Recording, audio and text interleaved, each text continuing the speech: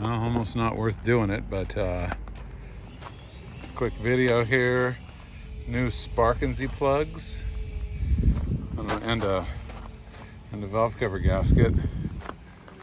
You can kind of see the old valve cover gasket's not even there because it was so hard it came off. Look at these spark plugs.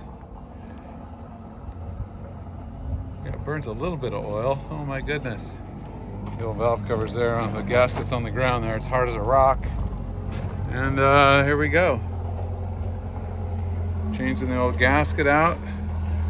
And I have a really good access to the old EGR there that's supposed to be clogged. So if I can get that nut off, I'm gonna go ahead and pull that EGR apart, clean it out too. But yeah, doesn't look horrible in there for 330,000 miles. So we'll see. Getting there.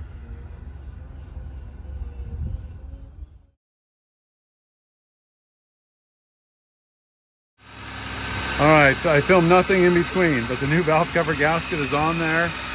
The EGR, the EGR is right here, and there's this tube that runs up and it comes into here and it drops exhaust gas into the intake there.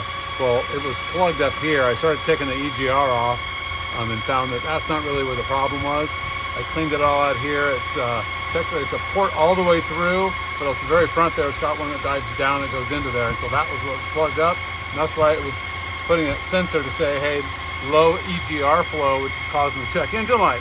So I got that set. Of course, all the hoses in here are just fragile. I got to get new ones because they keep breaking. I got both of these have broken. I've had to fix it a little bit, but that's the that wine is the alternator. It's got a new alternator on it, but it's an O'Reilly rebuild, and so it's kind of junk. I think I'm gonna buy a new one from a Toyota style one.